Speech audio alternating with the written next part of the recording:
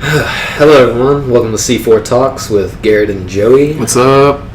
And this week on the C4 Talks podcast, we have decided to talk about a few things got on our minds. A couple of things happened. Good things this week. First off, happened this week, the Disney-Fox deal finally came to a close. $52.4 billion. Billion dollars. Crazy. With a B. Disney yet again occupying, turning into a monopoly. Exactly. I mean, by 2050, they're going to take over the world at this rate. Like, it's crazy. Like, honestly,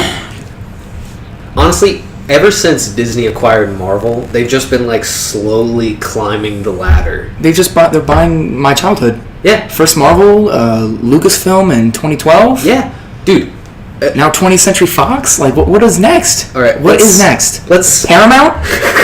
Warner Brothers. Dude, if only. Looney Tunes and Disney? What? Mickey Mouse and Bugs Bunny. This is a future that could possibly become a reality. Alright, let's talk about a few of the things they got under their belt now. With the Fox movies, 21st Century Fox now under their belt. Do we want to start with the good, or do we want to start with the eh? Well, I guess we should start off with like the most notable stuff that they got. X-Men, of course. Deadpool. Fantastic Huge. Deadpool is Four. huge. Honestly, they had Deadpool 2 planned. They're still going through. That's still going through. But, like, what are they going to do after that? They're obviously never going to make another movie with, like, Patrick Stewart as Professor X or anybody else from any of the other X-Men movies. I've been reading that Hugh Jackman might come back as Wolverine, but that is just pure speculation. Yeah, and I mean, you got to think that with the last movie that he was in, that was his signing off because he was too old. It makes you wonder why suddenly would he come back now, even older. But my predictions for what they're gonna do with X-Men is like they're gonna have like X-Men movies that are gonna be standalone for a while, and then eventually. I mean, they got that new Mutants movie coming out. Yeah, did you see that? The new horror movie almost. I can't tell. With Jonathan from Stranger Things. Yep. He's in it. I saw the trailer in theaters before Justice League, and I just was like, "Is this actually a Marvel movie, or is this a horror movie, or is this a standalone flick?" And then I saw the title New Mutants, and I was like, "What? A Marvel movie that is scary?" Watch them just totally, completely ignore any of the classic X-Men and only focus on the New Mutants. Probably. That'd be pretty ballsy to not have an MCU universe without Wolverine in it. I mean, Wolverine, Professor X, Cyclops, Beast. Yeah, any of them. Magneto. Oh my god. Raven. I'd be looking forward to a X-Men versus Avengers movie. Man, I don't know how that would work. Really? I don't know how that would work. You couldn't picture that? I couldn't picture it. I don't see Disney doing that. Okay, well... Because I feel like after the Infinity War ends, it's just going to be the end of the Marvel Cinematic Universe. Really? Dude, no. No way. Because... How are they gonna continue on? They're gonna build off of that. Dude, think about it. A lot of heroes are going to die. Exactly. That's why this is the perfect time for X-Men and the Fantastic Four to show up. Dude, they have to build off with that. What Fox did with the Fantastic Four, not only with the mid-2000s movies, but also that heaping pile of dog shit that came out in 2015.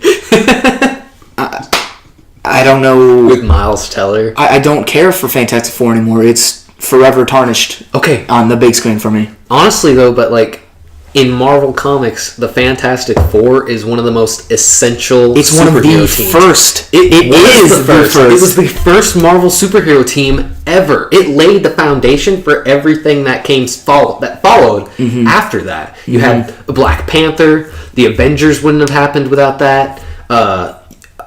Honestly, like, Marvel would not be where they are today if it weren't for the Fantastic Four, which is why it pisses me off that they've been so botched in the past. And considering how we're already, like, fucking 15 movies into this fucking universe, it does seem a little strange how they would be able to work in the Fantastic Four. Yeah.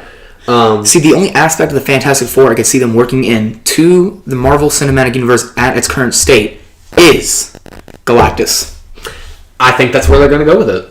I think when Galactus gets introduced, not that stupid black cloud from Silver Surfer. Not that stupid. No. The giant humanoid object that is bigger than a planet and survives off of actual eating planets. Yes. He will be here. Not that stupid fucking black cloud. I want a full-out man just in pink and blue and to be giant. Oh, that would... And I don't want to be swirly little clouds that come in. I think that's what they're going to do. I think they're going to have, like, a trilogy at first. They have to have like a few, like 2 movies beforehand, establishing the Fantastic Four, getting them, like the first movie establishes them, the second movie introduces them to everybody else in the MCU, and then the third movie is Galactus shows up. See, and for the Fantastic Four, like, I don't know, I feel like Marvel could do the right with it, but I'm sure I'm not the only one that feels like the Fantastic Four is just garbage now. Like, they Fox did so bad. Yeah, they definitely have no name. Like, it's just Fan Four Stick. In the back of my head, it's just like I don't care. Yeah. I don't care. I prefer the Chris O. Evans fucking Human Torch over the 2015 one. And you know what? They're not going to bring Chris Evans to do the Human Torch because he's Captain fucking America. Exactly. So I mean, honestly, I feel like with their history, like there was a 1990s shitty Captain America movie, and then years later they come back with a kick-ass Captain America movie. So I really think that with the huge, like Disney has such a huge team of writers, so much fucking money, obviously. Yeah, limitless budget, limitless. Like they could do anything they wanted, and they're gonna do whatever it takes to make this the best Fantastic Four movie by far. I really hope so, man. Because literally, with the money they have, they can choose anyone they want. They can shoot anywhere they want. They can hire any director, any cinematographer, any editors, anything they want. They can get the best of the best. And the budget will be limitless. Exactly. It won't matter. They probably don't even care if they make a profit or not. Nope. Because it doesn't matter. Because every other movie that they will make them millions. Right. Because I mean, it's not like every Marvel movie has been stellar. No. Iron Man 2 wasn't that great. Iron Man 3 with what was his name? The Mandarin. Ben Kingsley as the Mandarin. Yeah. That was such a disappointment. Shit. Iron Man's literal greatest villain turned out to be a fucking joke. A fucking actor. God. Just right in the face fuck of you, everybody. That's how I felt in the theater, dude. I was like, this is bullshit. And the fact that Marvel went back and made a short film where they retconned that, no, you've already fucked it up. Exactly. Don't try and go back and fix it now. You fucked it up. Just move on. You've made a lot of good things since. Yeah. A lot of good things. I mean, even as bad as those movies can get, they still rake in a shit ton of money. Oh yeah. So there's no reason not to do a Fantastic Four movie. Exactly. Do it as best as they can, and then still make millions of fucking dollars off it. Because people are going to look at this and be like, oh shit, FF is now in the MCU fighting alongside Iron Man and Captain America. No way in hell am I not going to go see this. I mean, no matter what they do, if they make a Fantastic Four movie, nothing will be as bad as the 2015 one. And that is the only glimmer of hope I have right now for the future Fantastic Four. Even the 2005 movies were better than the 2015 one. Yeah. Better character development, better fight sequences, better plot. I mean, don't get me wrong. The Doom fight at the end of the 2015 movie was so bad.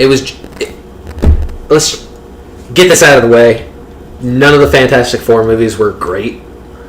None of them. Yeah, every single one of them have been the first one, the very, very first one. But the 2015 one was probably the worst attempt ever. Ever. Probably in the history of mankind. Because they didn't try. They were just like, we have to renew it to keep the rights. Yeah. So let's just spew out a heaping pile of dog shit.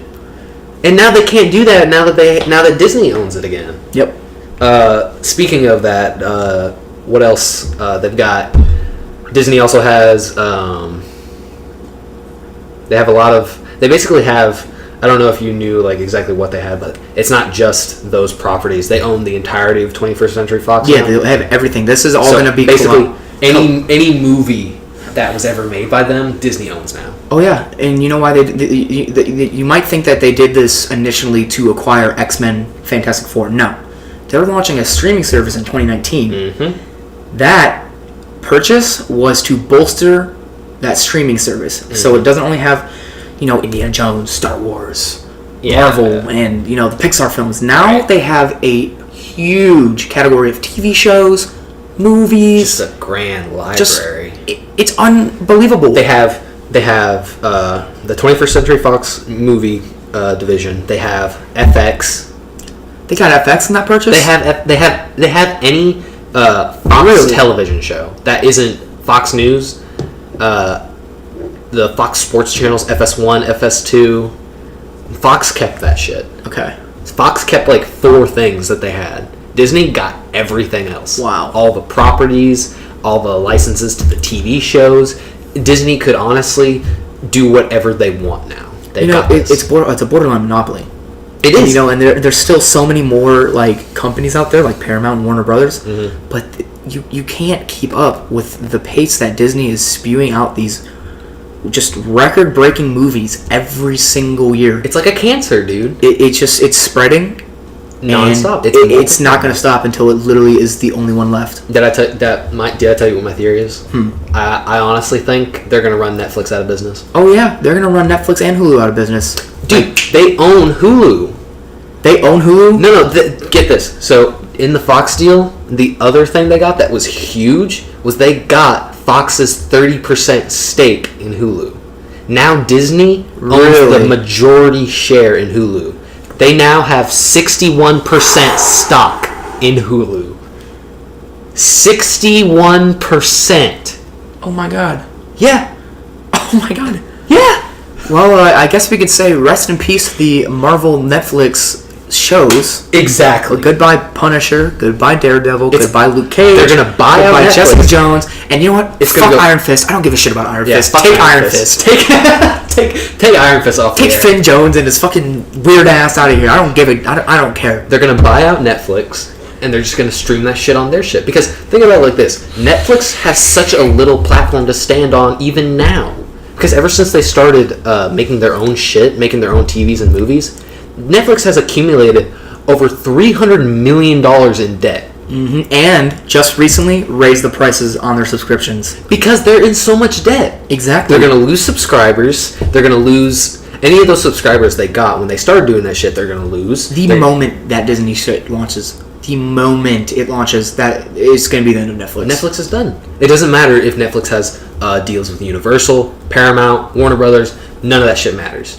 You go onto Netflix to watch the most popular things that are on TV, in the theaters and shit. And Disney owns all that shit now. Exactly.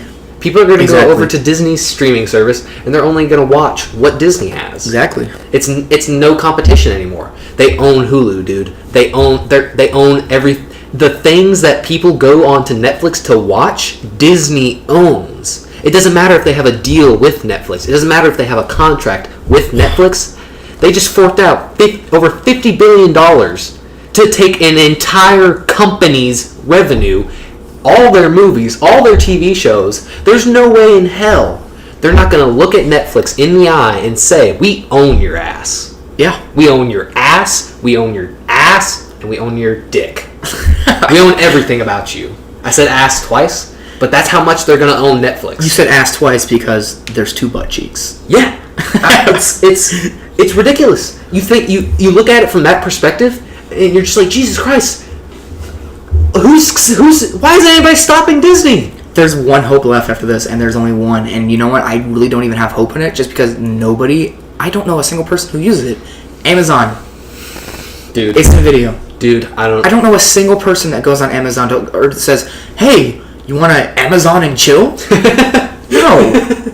Nobody says, do you want to Amazon and chill? It's just not there. There's not a huge market for any of these other streaming services. Crunchyroll, I think Crunchyroll's gonna be the only one that makes it out, just because it's anime. Just because it owns shit in anime. That's true. That is true. I'll give. But then again, it's fucking Disney. Who knows what can happen in the next 5 to 10 years? Exactly. Disney built their entire foundation on animation. Mm-hmm. There's no way in hell I can picture them literally owning every aspect of the film genre.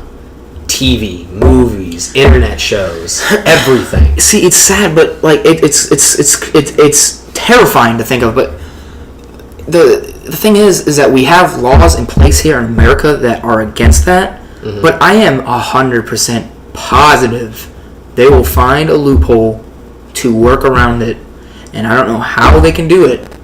I mean, I don't even know if relocating their headquarters to a different country can even do anything about that. I mean, it's all up in the air. To be honest with you, though, like it brings about a question that I've been mulling over in my head, like ever since like they closed the deal. I've been wondering to myself, well, nobody's really brought up any issues with this. Fox, everyone over at Fox is like totally okay with it because the shares they're getting in return, they get like a 0.275 or some shit share in the stock of Disney now. Guess what, the president of Fox, Mr. Iger, $100 million in stock he got. Jeez. $100 million in Disney stock. Jeez Louise. I mean,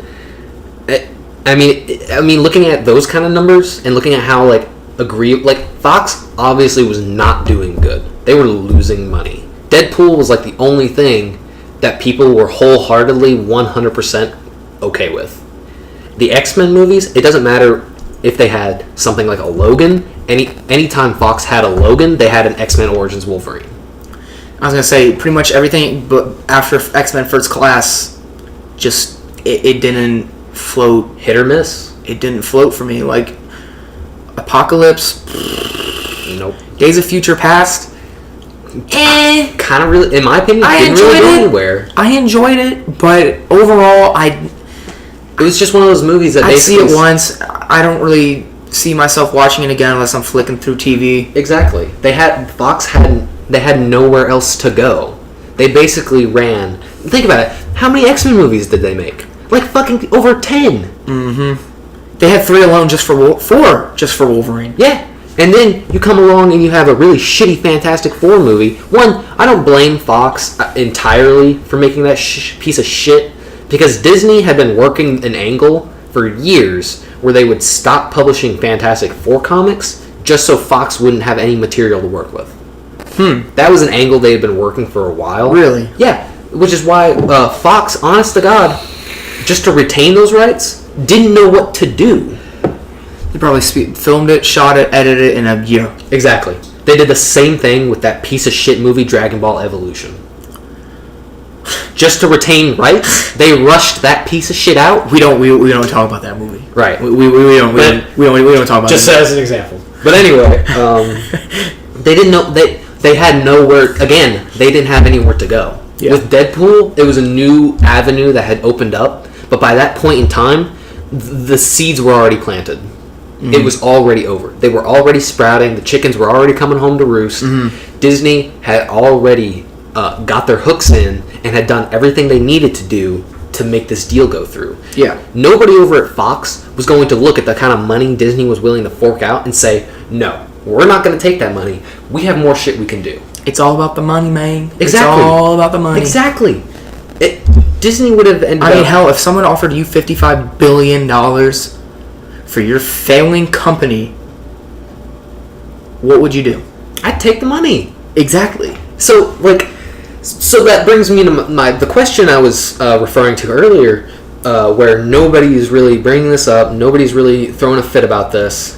The question I'm proposing is that this is obviously turning out to be a monopoly if this keeps going and they keep acquiring snowball companies. Effect. And the question I propose is, the way Disney is and the way Disney operates, who cares? The U.S. government's going to care. But they have to, by law, care. But here's the thing. Disney, just by taking a few companies here and there. Now, they've taken Marvel, Lucasfilms, and Fox. When you look at it, they took 3 failing companies.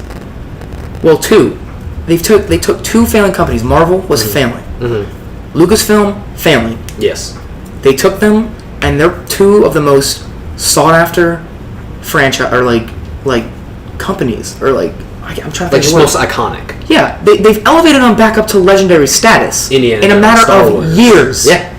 Not like decades, like 2 to 3 years. It took Disney 2 years to elevate Lucasfilm back up to where it was at its peak. It all started with Marvel in 2008. Mm-hmm. First Iron Man movie came out. We don't talk about the Hulk. We don't talk about the Hulk. First movie though came out right then and there. Mm-hmm. From 2008, barely 10 years later, look at them now. Avengers is the biggest thing in the media.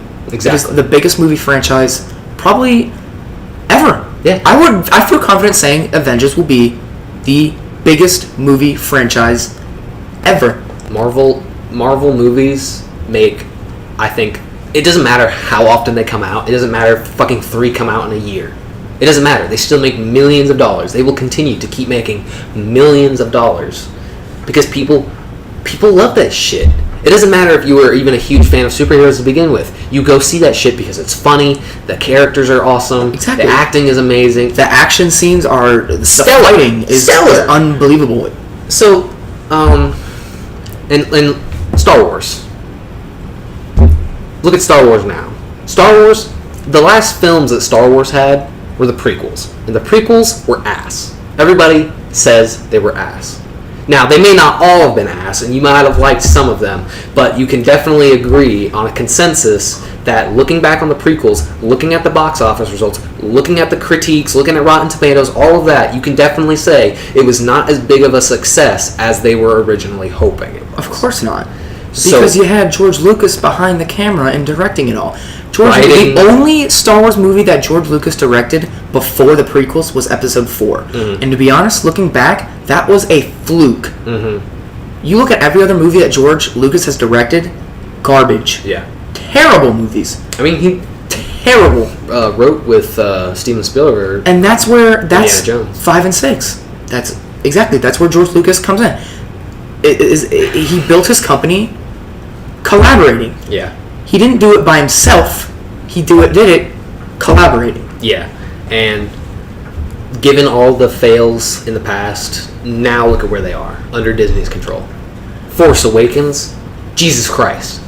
Rogue One, those films alone paid like 100,000 people's salaries for a year. Exactly. And now The Last Jedi coming out just today.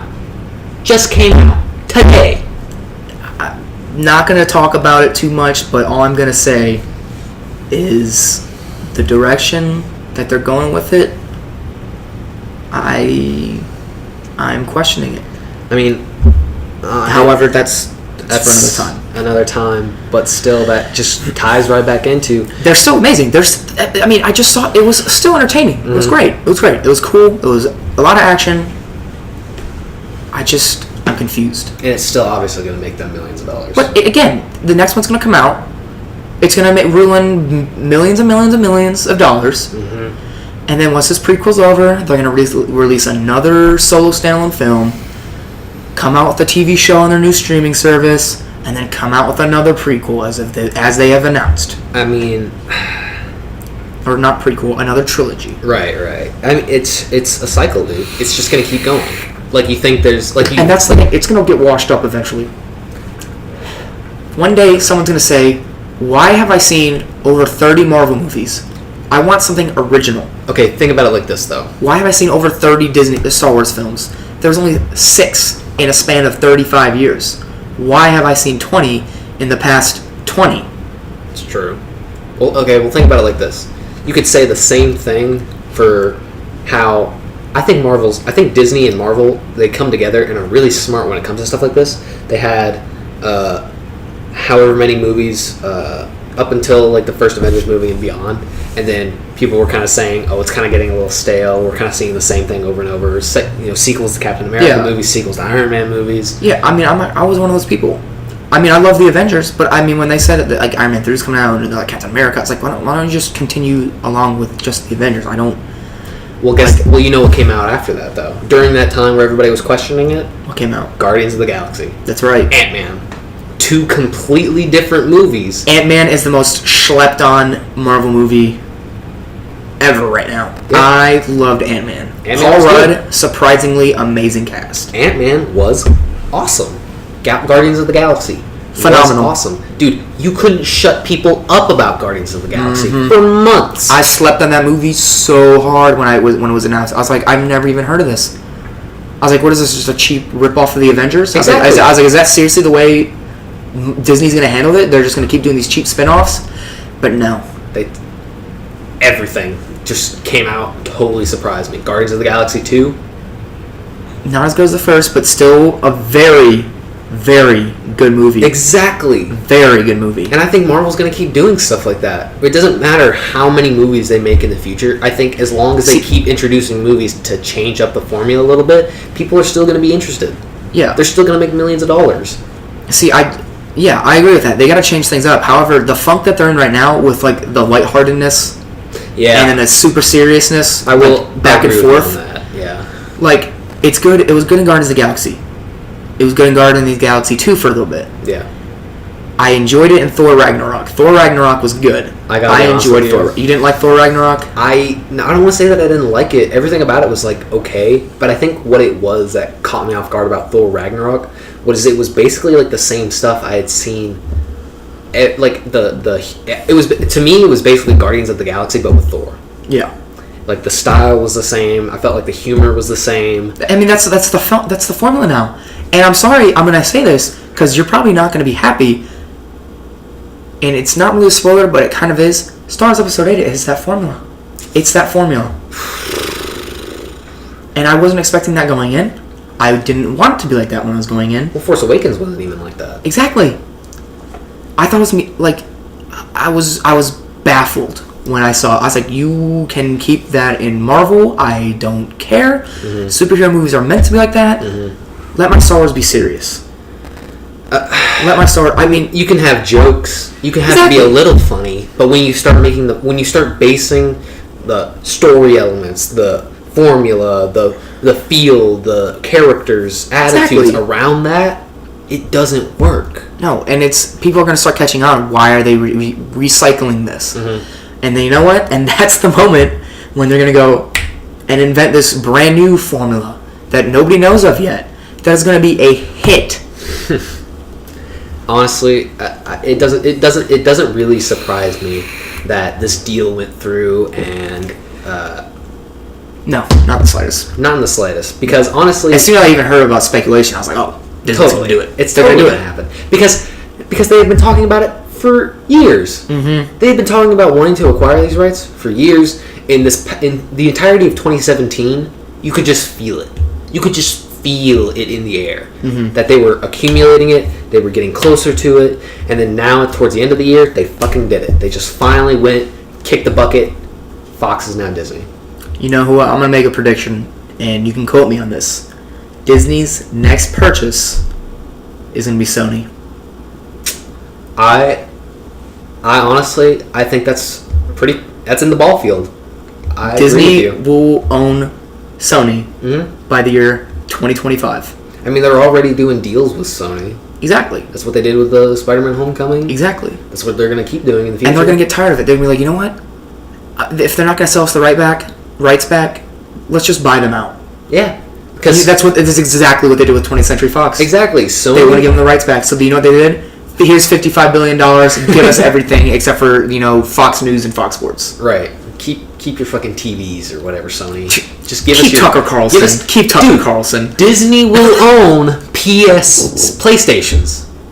They will own the rights to PS4. Yep. Jesus. That's not good news for Star Wars Battlefront players on the Xbox systems.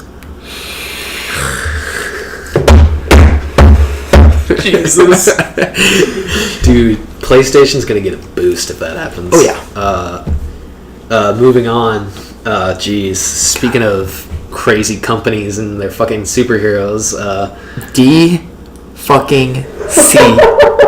Detective Comics. What is going on? Warner Bros. And Detective Comics. Tell me. All right, so Justice League came out about a month ago. Been a solid month. Yeah. Everybody's had time to see it. I don't give a shit about spoilers. Spoiler alert if you haven't seen it. You're not missing much. You're really not. I mean, I'll give it this. It's not the worst DC movie that's come out. Better than Green Lantern. Better than Superman v Batman. Mm-hmm. Not at Wonder Woman level. No. I haven't... I'll be honest, I haven't seen Wonder Woman. Wonder Woman was phenomenal. And you know what the funny thing is? You look at all the directors of all the DC movies. Superman, Man of Steel. Batman vs. Superman. Zack Snyder.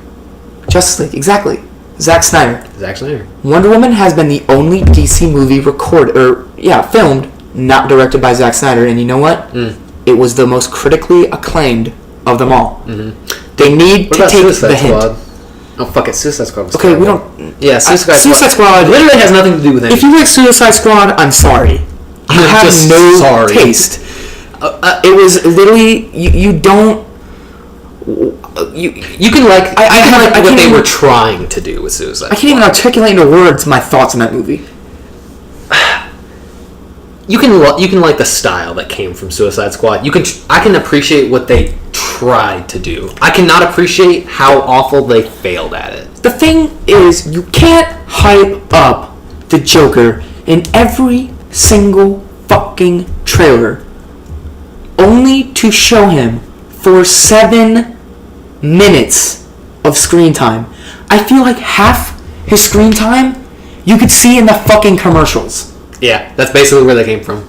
All those scenes in the trailers were just... Like that ass car he drove. I wanted to see more of that. I wanted to see more of him. Probably saw it for in like the car. A second, and then the camera just cuts to him in the car.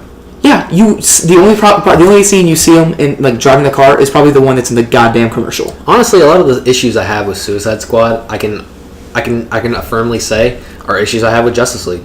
Justice League was one of those movies... Terrible character development. Terrible. Here's the thing with Justice League. Here's the thing. The main reason everybody predicted that Justice League was going to be shitty was because with something like the Marvel movies, where you've had films upon films leading up to their big superhero team up, you had maybe 3. The only ones in the Avengers who didn't have standalone films before it came out were Hawkeye and Black Widow. Yeah. Everyone else they were still in other movies. Exactly. They were still there. Exactly.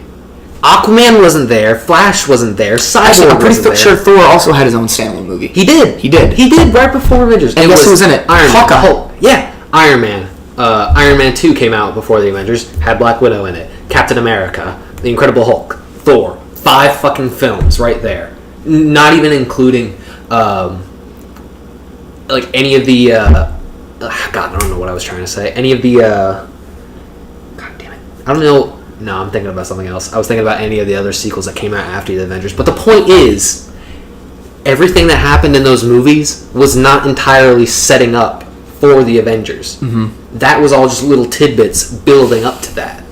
Justice League, the entire basis of Justice League, is based entirely on Batman v Superman. Mm-hmm. Everything that happened in Batman v Superman tied directly into Justice League, and it was all shittily done. See, I feel like if they didn't fuck up Green Lantern as much as they did, they would have tied it in somehow. Yeah, but they fucked it up. I mean, they left a little Easter egg in there, but like it doesn't matter. It does not matter. He's not a part of it. Ryan Reynolds is never going to dress up in the green CG suit ever again. I heard that they were talking about having Jon Stewart Green Lantern. I've heard that too, and you know what? I agree with it. I like it. Good choice. I like Jon Stewart Green Lantern. I don't have faith, though, that if they went in that direction, that they're going to do it.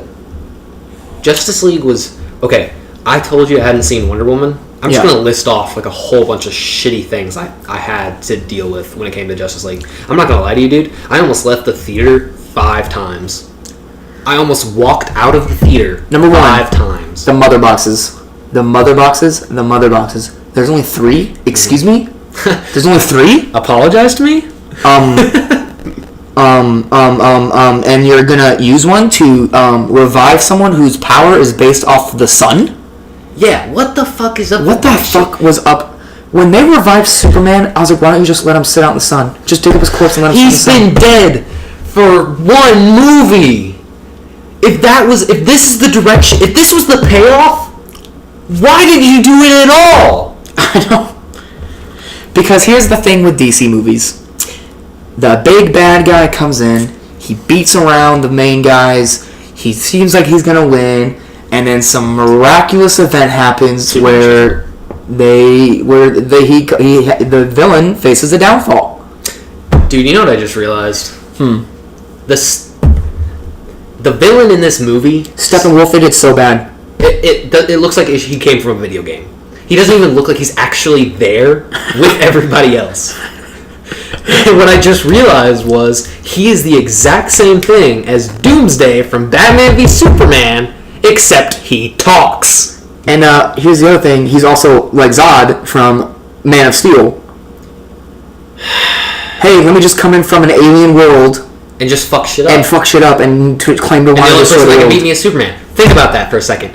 Every single villain that they had in these mainstream movies has been single-handedly defeated by Superman. Except for in Wonder Woman. Which didn't even it took place 100 years ago. Exactly. She gave up being a superhero, and in this movie, almost didn't even fucking do the Justice League. Almost was like, dude, fuck this. Mm-hmm. Okay, I'm not gonna lie to you. Speaking of Wonder Woman, everybody says she did great in Justice League. No. I don't No, not Justice League. Wonder Woman, I thought she did awful in Justice League. She was terrible. Every single one of them. They made Batman look like a pussy. The opening scenes, I was like, okay, Batman's still badass. He might be a little older. But when you got into the fighting scenes, when they're in that Russian, whatever the fuck they were at. It was a video game. I was like, what? Is this Batman? Or is this fucking Alfred in a fucking Batman suit?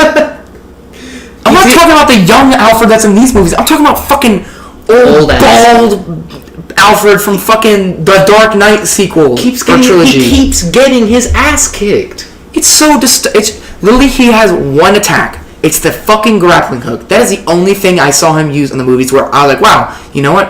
Even his giant fucking robotic mech suit got its shit right. He killed like a couple bad guys and then he got his shit kicked in. Dude, and Cyborg made it more viable just getting them out of the sewer than in the fight. Real riveting, guys. Getting a robot to go up a couple stories. Wow, I'm amazing. Amazed. And then before you know they all die from the water, Aquaman comes out of nowhere and just cool, I guess. Cool, I suppose. The thing that made me most mad is that throughout the entire film, Aquaman hated every single one of them. Even the flight over to Russia, he was still skeptical. Yeah, he still was like, we're all gonna die. I hate every single one of you. And then the minute they kill Steppenwolf, he's like, you're all my best friends. I love you all. My God. What kind of character development is that? What kind of character development is that? They just throw stuff at you. Every single scene is just throwing stuff at you. You know how in like Marvel movies they could introduce a new character, but not right off the bat just tell you where this character came from, what happened to them, how they got their superpowers. Every single scene where they reintroduced a DC superhero, it was, oh, this happened to them. Oh, this was how they got their superpowers. Oh, this is how they feel now, or blah blah blah blah blah. Literally, Aquaman shows up. I'm so sorry about what happened to your mother. I can't believe she abandoned you to the human world and blah, blah, blah. And he was like, that makes me feel upset. Barry Allen, Flash, who I was really excited for, gets on screen. And you know what? I'm not going to lie. He was the best part of the movie. I got to be honest with you. I thought he was too at some points. I thought he was okay. But they did the same thing where they just throw exposition at you. And they did the same thing with every character. They don't have a character. They have a quirk to their character. Aquaman is a stingy asshole. Yep. The Flash is an awkward nerd. Yep. That is his character trait. Yeah. And it got to a point where I thought it was funny at first, but they kept doing it over and over again, calling more attention to it, to the point where it just stopped being funny. Yeah. And then it got to a point where they kept doing it, which made it funny that they were still trying to do it. Mm-hmm. And then I started laughing, but then they kept going with it. Yeah. And then it stopped being funny. Again, I was amazed. You didn't know when to stop, DC. You just didn't know when to stop. Yeah. perfect sums up the movie. You didn't know when to stop. Yeah. Batman v Superman, you didn't know when to stop. You just had to kill off Superman, didn't you? Yeah. And the whole Martha thing? Retarded. Ridiculous. I'm sorry. I'm sorry if my language offends you, but that was ridiculous. It was. Leading into this movie, it almost made no sense to have Superman dead. That's like, okay, having a Justice League movie without Superman is like having an Avengers movie without Captain America. Yeah, or Iron Man. It's just impossible. You can't do it. Which is why everybody was able to predict that he was going to show up again. There was no reason to kill him off only to have him show back up. Yeah. Any of the stuff Batman was saying about how, like, oh, well, we need to build the Justice League so we can, fight for what Superman stood for. And I'm like, dude, the entirety of Batman v Superman, you were trying to kill him. Exactly. And he borderline was the one responsible for it. Exactly. Any of the stuff you're saying now about how human Superman was, all this shit could have easily been found out in Batman v Superman. Yeah. If he just took a second to step back and just evaluate the situation. Yeah, be Batman. Think. The greatest detective of all time. Literally all he did in Batman v Superman was just plan on killing Superman. That's it. He had no rhyme or reason, and you know what? That's not Batman. And I want to at least give some mercy to Justice League. A lot of the problems I have with it, like I said, branch directly from Batman v Superman. And it branches directly back to Zack Snyder as well. And he is the Michael Bay of DC. He's the Michael Bay of superhero films. He's just shitting on everything. And honestly, I have an article pulled up here about, one, how abysmal the box office results were for Justice League, right? I'm actually not familiar with how it did in the box office. One, the budget was crazy high. It was probably one of the most expensive movies ever made. Really? Yes. $300 million. Wow. That was how much money was spent on it. Dang. For all that special effects, that turned out to be shitty.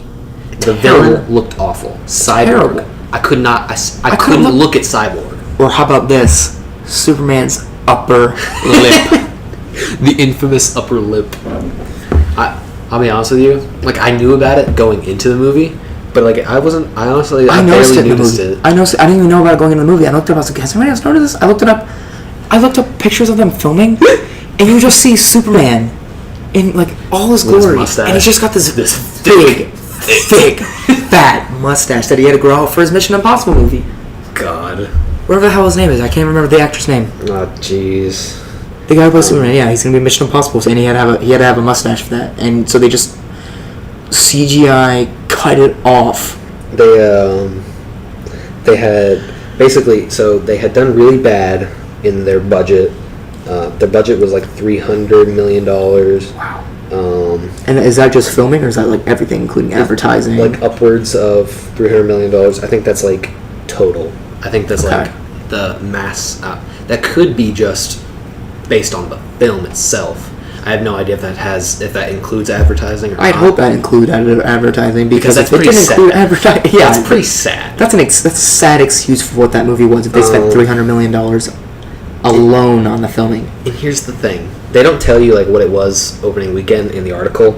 By the way, this is an article from IGN. If anybody was curious, they say that the film grossed $570.3 million worldwide in the first 3 weeks.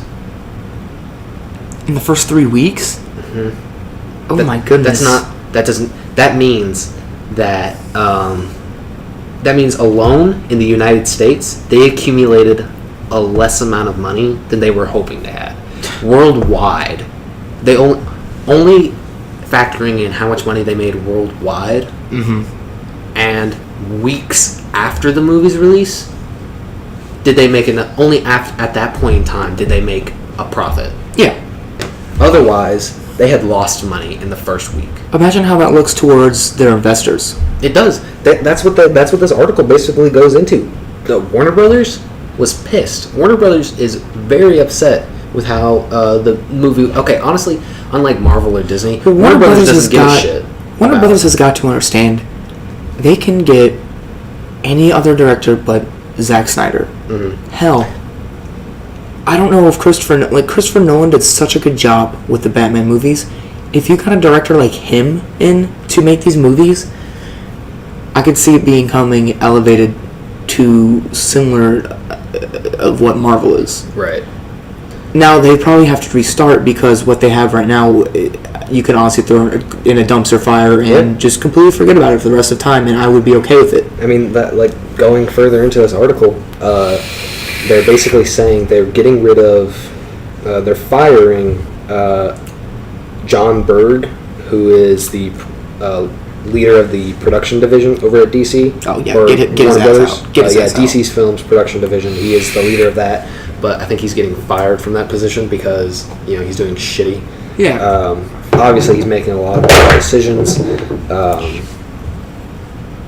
Jeff Johns, really famous comic book writers. He's thankfully is staying on to be a creative consultant. Yeah.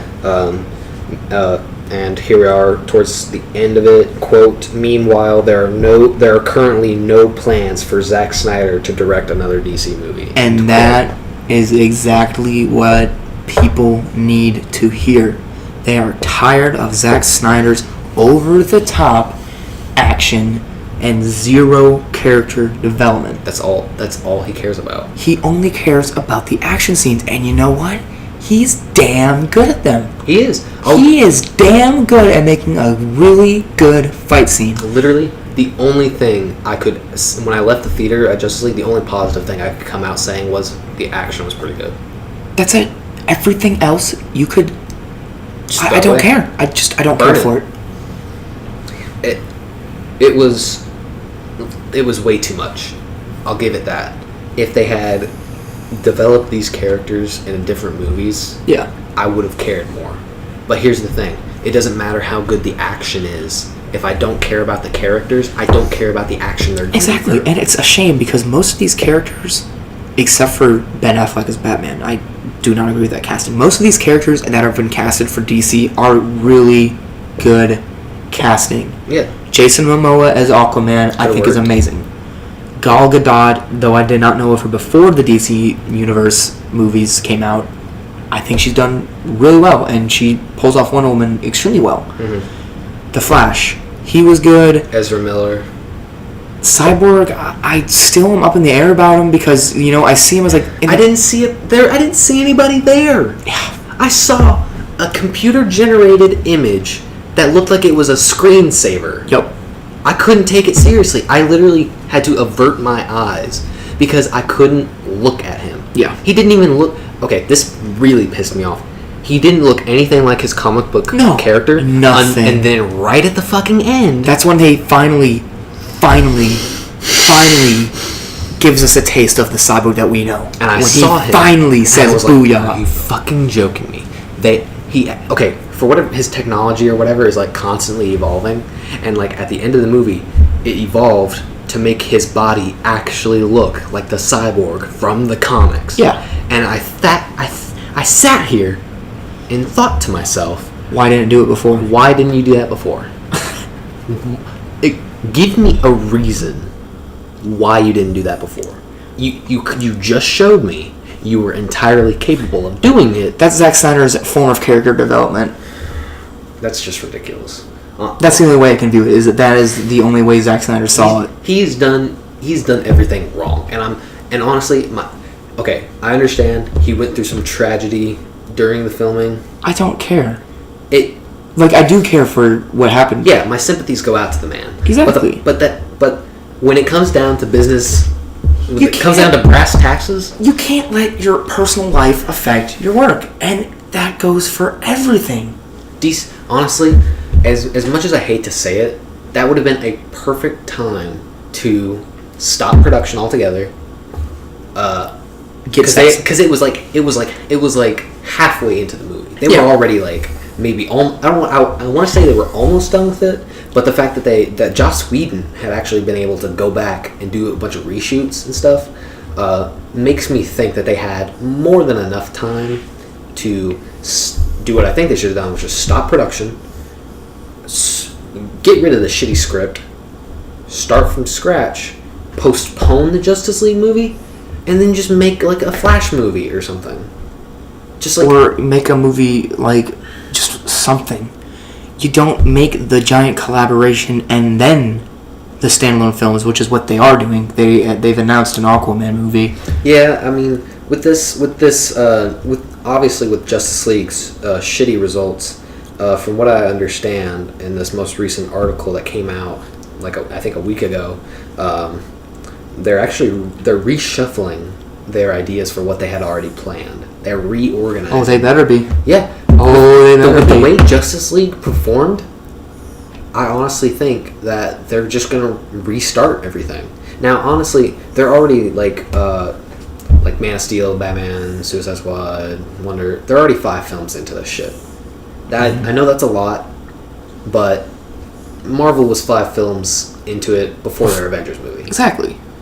So, and while those first 5 films were not at all perfect or even what the standard that the Marvel movies are now, if they hadn't, they're still miles better than these DC movies. Exactly. But if they hadn't made that same amount of money, I don't see a reason why they wouldn't have just scratched it, waited a few years, and then restarted. Mm-hmm. DC refuses. They at this point, I don't think they have a choice.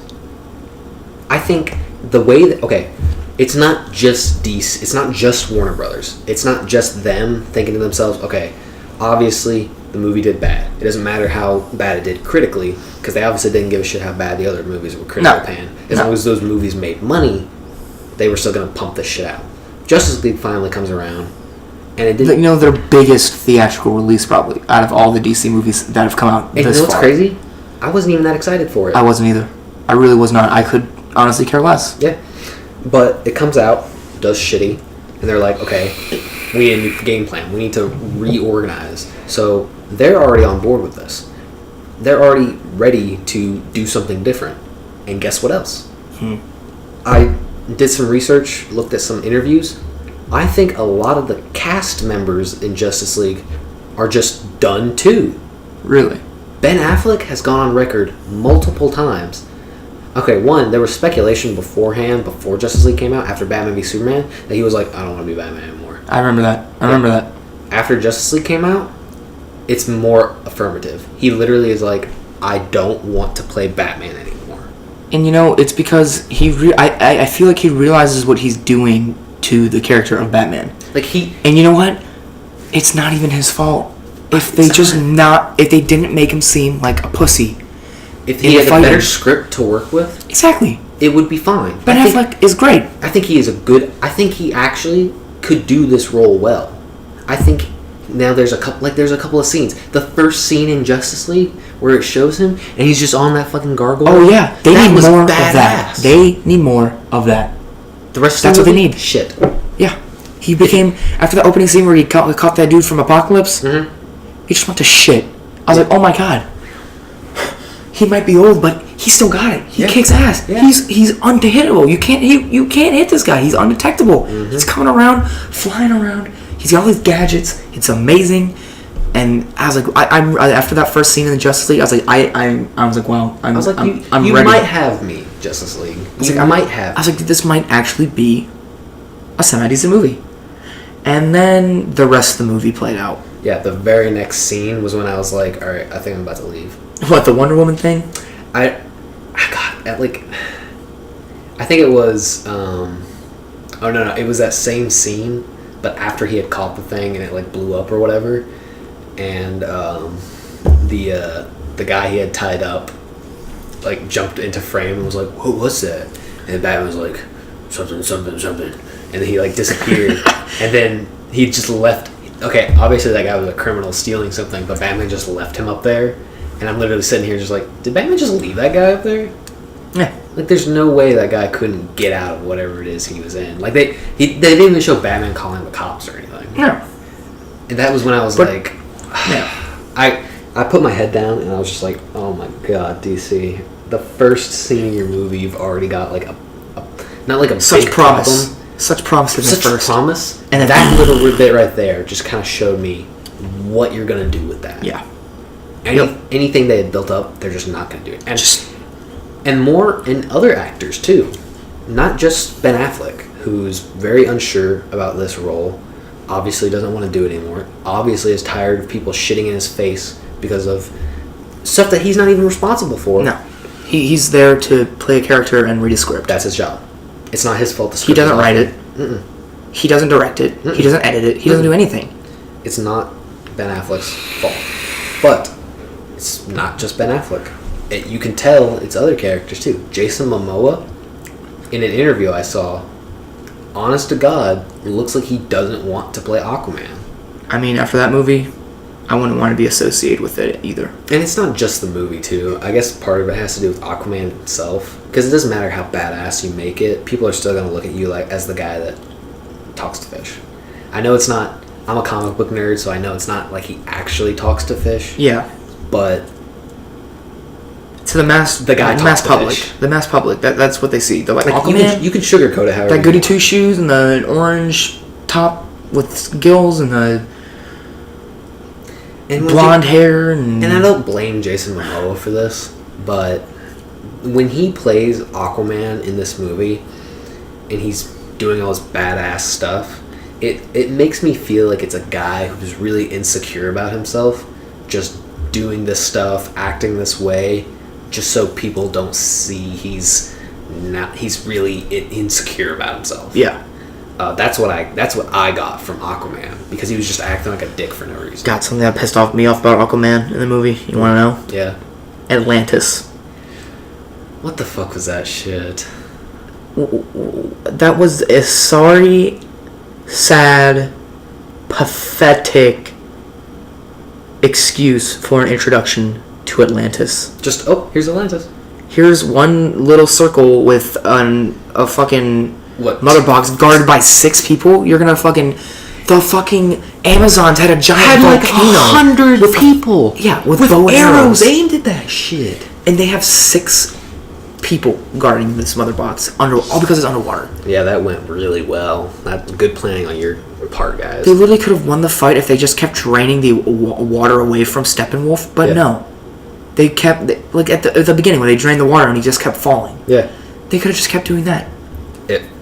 Problems all over the place. I honestly, with the way okay, now I said that about Jason Momoa. The interview I was explicitly talking about was an interview in which somebody explicitly asked him a question. So, you're the guy that talks to fish, and he just looked up, put his head down in his hand, and was like, "Yeah." That's not a good sign. And he didn't even try to defend it. No, he just accepted it. Because it doesn't matter how... Okay, the way they say it in the comics is that he doesn't exactly talk to fish. Yeah. It's that he sends a telepathic impulse to get them to do what he wants them to do. Yeah. It doesn't matter... Okay, that alone is just a fancy way of saying he talks to fish. Yep. It doesn't matter how you sugarcoat it. It doesn't matter how you say it. It doesn't matter how you show it. The short and simple version of it is he talks to fish. Yep. And I'm sorry, you can make him as badass as you want. You can make him as amazing as you want. But you are never going to be able to live down the fact that he talks to fish. I mean, like, Jesus Christ. If you can't, you obviously can't beat it. Yeah. Just own it, then. Just own it. Accept it, the joke. Man. Take it in. Own it. He's pissed about it. Gal Gadot comes in, and honestly, this is a reason. I don't know anything about Cyborg or the Flash or how they feel about this, how those actors feel about this, but I sit here and I think about what everyone says about Wonder Woman, how it was amazing, how Gal Gadot is amazing as in that, how her acting was amazing, and I look at her acting in this movie and I'm like, I don't see that kind of passion that a good actress would have, and it makes me wonder, if you were the only character of this entire franchise that had a critically acclaimed movie, 91% on Rotten Tomatoes, out of a plethora of movies that rank 55 and below, why would you not bring as much as you can to the table? Yeah. So I don't know. So I flat out think she's just done. don't know if she's done necessarily. But she doesn't feel like it doesn't feel like she's putting her all into it anymore. Yeah. She just doesn't care anymore. Like She's I made literally my mark. carrying. I feel like she's now the one that's carrying the DC universe. Well, you know how like in the movie, Wonder Woman Cinematic didn't universes. want in Justice League, Wonder Woman didn't want to carry the weight of leading a team. Yeah. Maybe I honestly think that's way too coincidental. Yep. Way too coincidental of a reflection of real life. Gal Gadot doesn't want to be the one that leads the fucking squadron on this. Yep. She doesn't want to be the only one that's succeeding. She literally she did great. It's like that one student. Because when you think of DC, Wonder Woman is not the first character that comes to your mind. It's either Batman or Superman. You don't think of Wonder Woman. And that was already shit on. And you know what? If someone says DC to me, well, the first character I think of, Wonder Woman probably wouldn't be in my top 3. I think of Batman, Superman. Hell, I'd even think of Green Lantern or Shazam. I might be a little biased because Shazam's my favorite. Right. But I mean, that's not to say like that Wonder Woman isn't even like a bad character. She's not at all. It's just that she's not the face of DC. It's Batman and Superman. Yeah. That's it. And I'm sorry to say that. And honestly, I think with that knowledge in mind, Gal Gadot literally looks around at her environment and is like, this is going to shit. Yep. There's no reason for me to put my all into this, even though I'm still getting paid millions of dollars. So there's no reason for me to put my all into this if this whole thing is going to be shit. She probably literally looked at the script for Justice League and was like, this is terrible. But I'm already under contract. Yep. So I just have to fucking do it. Sadly. God. Everything about this movie was awful. Yeah. Just a shit show. And if you haven't seen it, just wait till it's on TV or pirate it. You know what? Don't even give them money. Just let them know this sucks. I'm pissed that out of the 5 DC movies, I've seen all of them except the one good one that everybody is saying is amazing. Yeah. I'm pissed. I didn't go see Wonder Woman because I thought it was going to be like everything else and just be shitty. Yeah. God. Understandable. Understandable. Well, I think that brings us to our last topic. Eminem. fucking M. As of Marshall Mathers. As of the recording of this podcast, Friday, December the 15th, Eminem has released his newest album, Revival. Well, Joey, I want to hear what you have to say about this first. Well, you know, when that first single, Walk on Water, featuring Beyonce came out, I was at a loss for words. I did not like that song. Right. I do not like that song. I don't view myself listening to that song. When I first started the album this morning, when I woke up, I skipped it. It's the lead single on the album, and I skipped it. That is not a good sign. No. At all. If your opening song is so bad. And I love Eminem. This is the thing. I love Eminem. Yeah. I love his work. Right. I love his music. But, oh my God. This album, like, It's definitely a mixed bag. it is one of the most mixed bag albums I've ever seen or listened to. Especially coming off his other album, The Marshall Mathers LP 2. Yeah. Which was Phenomenal. phenomenal. You couldn't stop him from making a hit on that album. Exactly. And then you come to Revival. And, Okay. Oh. Walk on Water. Well, I'll try and go track by track. Just sort of giving us our little, not like full scale review, just our thoughts. Let's just skip Walk on Water. I really don't even want to put any more breath into how much I despise that song.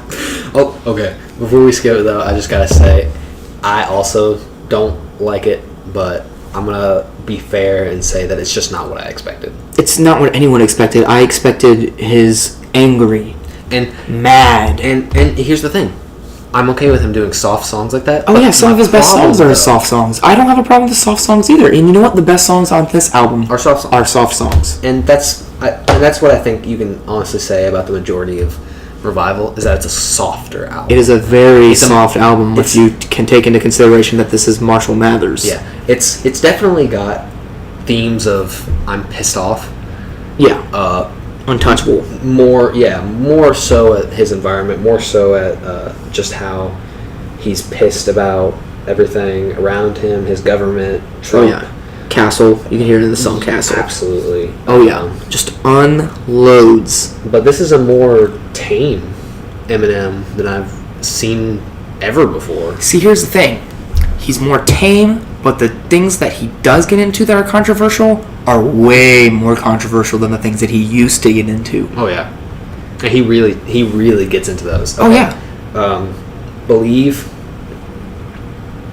What did you think about that one? To be honest, I don't remember that one. Me either. I don't remember how it even went. I remember it was like believe or some shit. It just That didn't do anything for me. No, it didn't do anything for me either because I'm drawing blanks too. Like it's not to say that the majority of the songs on here were awful. Mm-hmm. It's that they were really forgettable. Yeah. Like for someone like Eminem, it didn't matter how good or how bad it was. You remember it. Yeah, exactly. I barely remember half the songs on this album. Oh yeah, same. And I am one of the most crazy Eminem aficionados in the universe. Oh, I can confirm. I have been a fan of Eminem since I was in 7th grade. And I barely remember half the songs. Because what's crazy is that when you start off with like a song like Believe, Yeah. The only thing I can remember is that it was one of those songs that he was... Okay, disclaimer, he's lyrically gifted on every song. It's almost like, here's how I view it. He's become so lyrically, like Unchallenged. like he's just become so good at lyrics that like it's like I don't even it's weird. I don't even view this at some points as a rap album. I kind of view it more as progressive rock. Really? Yeah. That is Some of the songs. I mean, of course, there's other songs like what was that one? Untouchable. Yeah. That's definitely Eminem. Yeah. At its core. Totally. That's where Offended. Eminem at its core. Absolutely. Castle. Eminem at its core. Yeah. But all the songs with the features, except for Walk on Water and Chloroseptic. I didn't like Chloroseptic. Getting into Chloroseptic, it is the only song on here with a rapper that is a feature. Yeah. And it was not what I was expecting. Dude, he only does the chorus. Yeah. Only does the chorus. Yeah. He doesn't do a fucking verse. He is some barely known rapper. I looked at his discography. He hasn't even released a full album. Really? Really. He's probably got, I think, just a few singles out. Well, let's look up... Let me look up this dude real quick. Because I have never heard of him. I'm sure he's probably from Detroit. I don't know. Small name rapper. Let's see. From what I understand, he was Royce da 5'9", Eminem's longtime partner in crime, came across Fresher on Twitter, and he tweeted at Eminem and was like, "Yo, check this shit out." And apparently, the way the story goes was Eminem listened to it and then tweeted back at him, was like, "Yo, yo, yo, what is this shit?" And then Royce was like, "This is that dude Fresher." And then Eminem was like, "Oh, okay." And then Interesting. That's where it fucking ended. The history was written, guys. Fresher got his feature with Eminem, and really controversially, it's a good, okay song. Yeah. It's just, again, it's forgettable. Yeah. There's not really much that stands out about it. Fresher only does half the chorus. I noticed. The other half is Eminem doing the chorus. Which, I mean, it's an Eminem album, but why have him here if he's barely gonna do anything? His vocals aren't even that impressive. Yeah. And from what I understand, rumors circulated that 2 Chainz was supposed to feature on this song. Really? Now, I think that would have elevated it to a more, memorable song. I mean, 2 Chainz as a standalone artist isn't great, but his features are Solid. somewhat solid. I don't think he's a great rapper or anything, but I mean, the beat this song put out and what Eminem was going with, I think 2 Chainz could have built off that. Yeah. I think he could have actually come out with a verse Yeah. and been okay. Mm-hmm. This and from what I understand, from what Fresher has said, he said in interviews, 2 Chainz did write a verse. Really? He did do a recording. Really? But looking at it now, it just seems like the rumors are true, and Eminem scrapped 2 Chainz's verse. Wow. I wonder why he did that. And 2 Chainz even posted on Twitter the track list and this song featuring Fresher, and put really angry emojis. It was like, I'm not on here. Wow. He didn't say that, but that's basically what he meant. Yeah. And it just goes... It goes to show that Eminem is someone that, at least nowadays, at this point in time, really seems like he doesn't want anybody to steal the spotlight from him. No. And that's really, really unfortunate. That's why all he has are chorus people on here. That's why all he has is pops people on here. We got River featuring Ed Sheeran. Yeah. It's alright. It's good. It's alright. It's whatever. Ed Sheeran, his vocals are good. The one that baffled me the most, however, out of this is going to be kind of out of order of the songs, but the feature that most blew my mind was X Ambassadors. Yeah. I like X Ambassadors as a band. Yeah. Personally. I think they're great. When I listen to Eminem, however, I don't care for the X Ambassadors. I want to listen to angry, pissed off rap about his personal problems, and it's not, he barely touch. I mean, he does touch, the personal side, like his personal struggles that he's gone through in life, but it's not angry. It's more apologetic. It's not like a fuck you ma sort of thing. It's like, I'm sorry I wasn't a better person. And if that's where Eminem is in his life right now, that's fine. Yeah. That, where you are in life, your music is going to reflect that. I'm okay with that. My problem, though, is that what I've noticed is Eminem repeats himself a little bit too much on this album. That song with X Ambassadors, Bad Husband, is basically almost the same premise as River featuring Ed Sheeran. Cheating on you. That's it. Yep. Why did we need to have 2 songs basically about the same thing? And another thing I've noticed in multiple songs, such as the Remind Me song, like Home, Tragic Endings, Framed, he makes multiple jokes about feces, about being the shit, about shit, tons of jokes about shit. And I'm like, okay, they're funny, but the fact that I keep hearing them and the fact that I can tell that you're reusing essentially the same joke, just telling it in different ways, makes me think to myself, okay, is this the Eminem that made Rap God? Or is this the Eminem that is at the end of his rope now? Is Walk on Water a true story, and is now Eminem just at the end of his rope? Oh, yeah. And that's really unfortunate to hear. I honestly can tell you I didn't like Heat. I didn't like A Rose. I don't want to say I didn't like them, but like I said, they're just forgettable. They're forgettable. They're Untouchable is good.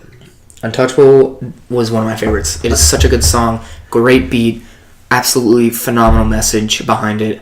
I love that he's going at this narrative that on the whole white privilege thing, because it's real.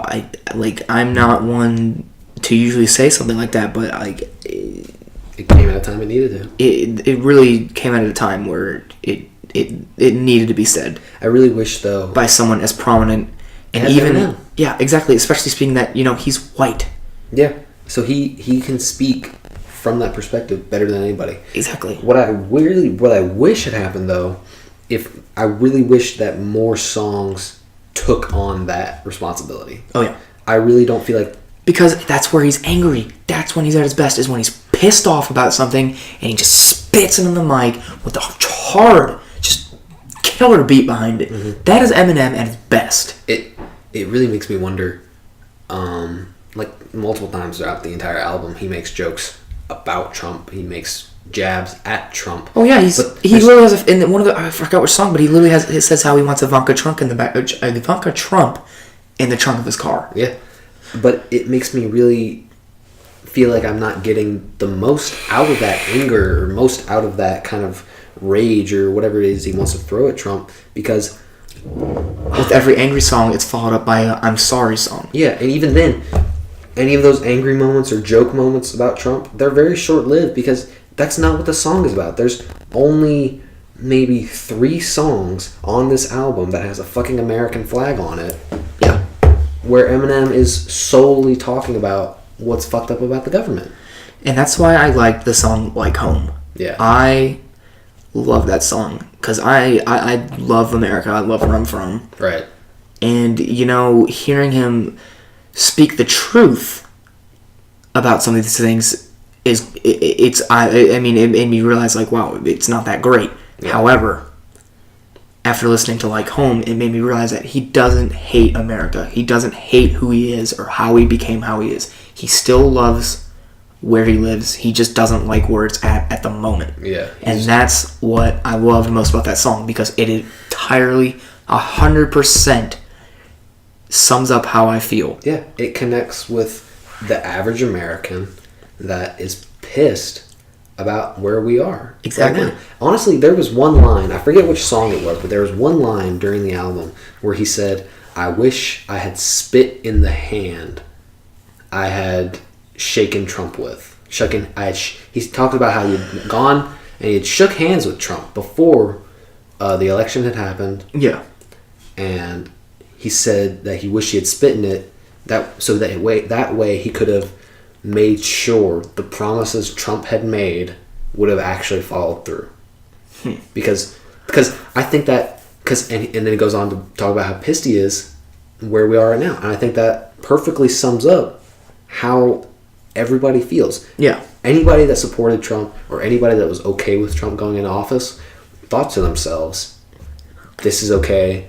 We're allowing this to happen. We're listening to his promises, and we're okay with this. We want good things to happen. Like he says good things are going to happen. He offered change, and that's... He offered change. While you may not agree with the type of change, at least he brought something to the table. Right. And that's where Mrs. Clinton fell short. She was just going to keep carrying on the past administration's agenda. He offered something new, and that's what the people wanted. They were tired of the same old thing. Politically speaking, it doesn't really matter now. But yeah. Regardless of how you felt about the election, regardless of how you feel about Trump, the issue still stands that when he became president, nothing really happened. Nothing really changed. Nothing really has just changed. Got shittier, and that's what Eminem points out here. And I'm glad that he points that out. My only issue is if the whole what was the purpose of the album? Was it to erect social change?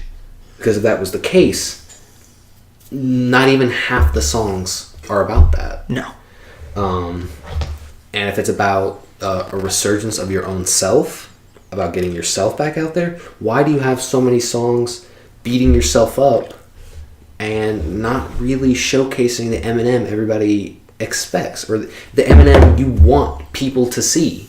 That's where I'm getting a disconnect here. Whereas Eminem is constantly reminding us that he's human, that he is just someone that keeps messing up. He has his own fears, he has his own issues to deal with, and he just wants... he almost died 10 years ago now? Yeah, and he just wants people to... He just wants to prove to people that he still can do stuff. He lets us know it's hard being an artist, especially someone that's been around for almost 20 years. Yeah. It is hard as fuck. I understand. I totally 100% get it, Eminem. But if your purpose is to prove to us that you're still here, that you can still make a revival after being dormant for however many years, then prove it to me. Yeah. Prove it to me, Eminem. That was not very solid proof to me. No. There's maybe... If this is the revival of Eminem and this is the direction where the rest of your career is going to go, you should have just stopped after the second LP of Mark. You should have just stopped. Yeah. I would have been okay. And even stranger, he says... Offended was the only one off the top of my head I thought to myself was the standout song of the album. Oh, yeah. You have Walk on Water, you have the singles that dropped or anything like that. Yeah. But those aren't they're not the lyrical master of rap that I expected to see. Offended was funny, was lyrically awesome. Yeah. The chorus, the beat, I fucking loved all of it. The end, right at the end where he's just like da-da-da-da-da-da-da-da-da, like the same shit he did in Rap God. Yeah. I thought was awesome. Yeah.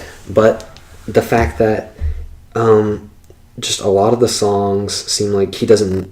I don't want to say like he doesn't know where he's trying to go with this. It seems like he knows where he's trying to go with this. But it seems like he has too many goals going on at the same time. It's like, does he want to make a politically charged album? Or does he want to make an album where he showcases that he's still a relevant rapper? Or does he want to showcase that he's got issues he's still trying to work out? Yeah. This entire album is a mixture, a jumbled mess. And it's not even like it's organized into a way where it's like broken down bit by bit. It's just it goes into a sequence. Spewed out. It's like sad song, funny song, I guess, sad song, political song, actual rap song. I mean, just like it's ridiculous. There's maybe my two favorite songs on here are the Remind Me song, which samples the I Love Rock and Roll. Yep, that was a good one. I love that one. That was a really good one. I was really pleased with that one because that's what I like to see. And Offended.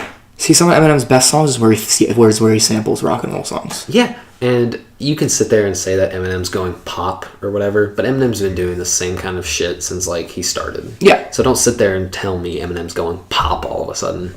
That's just ridiculous. What? Now, I wouldn't hate this album as... I don't want to say I hate it. I just want to say I'm kind of let down. I want to say that it definitely does not live up to the expectations an Eminem album should. Especially because he's been on the... In my opinion, he's been on the up and up in terms of album quality and production since Recovery. He started with Recovery. That laid the foundation for the Eminem of the future. And it went up. He did the Bad Meets Evil album. That was... Expanded that. Oh, yeah. Phenomenal. Went on to the Marshall Mathers LP2. In my opinion, surpassed the original. Was jaw-droppingly awesome. Yes. But... Because you get songs like Rap God, but then you also have songs like Headlights. Yeah. Like, that showcased Eminem, in my opinion, at his finest. Future Eminem at his finest. Eminem, modern Eminem, where he had mastered everything. Recovery is where the foundation was laid for that style, for that kind of approach he takes towards things. And then Marshall Mathers LP2 was where he mastered it. Yeah. Revival doesn't feel like a revival. It feels like someone that's taken that same kind of style and approach and has kept going with it. And he had the Shady XVY album that dropped. That was a celebration of his record label, and he did good on that too. He did great on that too. I've not heard that one. It's a good listen. I recommend it. It has all of the people that were on his label at the time. It came out in 2014, 2015, I think. Like a year and a half after MMLP2 dropped. Yeah. And it's good. Not everything is good on it because not everything is Eminem on it. But the ones with Eminem, finito. Magnifique. It's awesome. But this, it feels like that kind of style of rap, that foundation that was laid, that mastery that was mastered, feels like it feels like it's just run out of steam. Yeah. It like earlier we were talking about Batman, old ass Batman. This is dead Batman, in my opinion. I don't want to say it's like I said, I don't think it's awful. I don't think it's crazy awful. Then let's just say retirement home Batman. How about that? Okay. Deal. This is the Batman that... This is Bruce Wayne and Batman Beyond. Right. Old Batman. Yeah, absolutely. Old Batman can still fight crime and kick people's asses. That was MMLP2. Yes. This Batman is so old, he can't lift his cane. He can, but only so far, and that he can kick your ass up until the point 10 other people show up. And that, I think, is where it really falls off. Because the way Eminem still plays it, though, is that it is like it was in the Eminem LP2. Yeah. It is still that same kind of hard-hitting, lyrical masterpiece of rapping that we got 4 years ago. Yeah. And as much as I hate to say it, the cold hard truth of it is, it's not. It is an Eminem. Now it could be just it could just be the style. It could just be the viewpoints he's at right now. But in my opinion, I think it's an Eminem that's honestly gotten too grown for it. Yeah. He's at such an adult place in his life. He's at such a stable place in his life. He doesn't have that much to really talk about other than the few songs on this album where he talks about the shitty government. Yeah. Other than that, he's got everything else solved. I mean, if he had just left it at MMLP2, he would have gone out on the highest note imaginable. Yeah. Here, though, in some songs, he actually says, "This is the last album. That's it. I'm done." If this is the last album he leaves on, dude, you can't do that. Eminem, you can't do that, man. If you ever somehow in a way are listening to this, you can't end on that. You can't. I know deep in my soul, Eminem always was, and in the future I think will always still be the best rapper that ever lived. That's a debate for another time. It's a debate for another time. But you can't argue. You cannot. He's definitely in the top 5. Yeah. And that alone should tell you that he's capable of way more than what he put out here. Yeah. The stuff he put out here is just, I hate to repeat myself, but just disappointing. No, you don't need to apologize. If true Eminem fans will realize that this was not good. This is not the Eminem that anyone wanted. Like, this was disappointment. It's the perfect word to sum up Very underwhelming. What this album was. Unexpectedly underwhelming. It's the UU ranking. Yep. And like I said, it's not awful. Like, I've listened to awful albums. Oh yeah. Quality Control, it's an awful album. Double or Nothing, awful. Encore, awful. There are some awful albums out there. Awful Eminem albums too. Yep. This is not one of them. This is just one of them that set itself up for a big hit and finished with a big miss. Think of it this way. 20 years from now, when you're looking through Eminem's discography on whatever music streaming app, you're gonna scroll right past this one. I would say so. You're gonna scroll right past this one down to Marshall Mathers LB2. I would recommend that.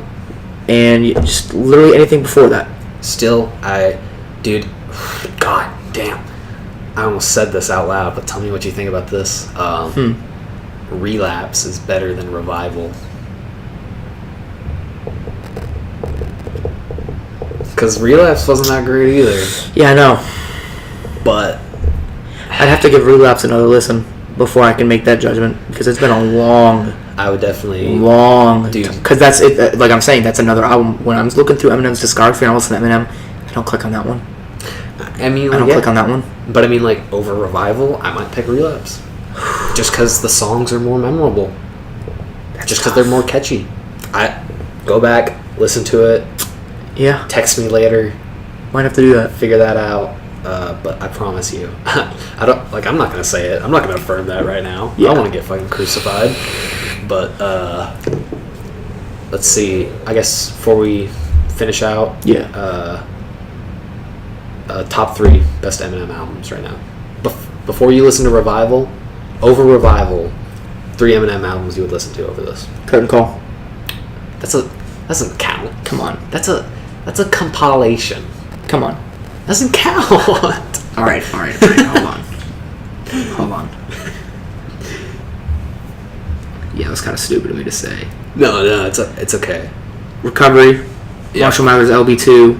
Eminem Show. Fair enough. All of those are great. I would say Just anything, you know? You know what? he's got like fucking 9 albums out. I know. You look at his discography. I'd listen to his first 3, and then I'd listen to Recovery up until Revival. That's true. Bad Meets Evil is still a great album. Exactly. Okay, I would say top 3 albums you should listen to over this are Recovery, Marshall Mathers LP2, and the original Marshall Mathers album. Yeah. You can't pass up on the Slim classics. Shady LP is still good. It's alright. I think it's still. It stood the test of time. I think so. I think repeated listens still have me enjoying it. Yep. Marshall Mathers LP2, even more so. Yep. The original Marshall Mathers is great. Marshall Mathers LP2, of course, builds off of that. Like I said, surpasses it. And Recovery, it's just... I've gone on record multiple times and said Recovery is my hands-down favorite Eminem album. But for multiple reasons. But I think everybody can come to a consensus and say no album he puts out is going to be worse than Encore. All right. Well, thank you guys for listening on this week's C4 Talks. Check us in next time. Anything else you need to say before we sign off, Joey? Not really, man. All right. I've said what I need to say today. All right. Well, everybody, have yourselves a good night. Stay safe.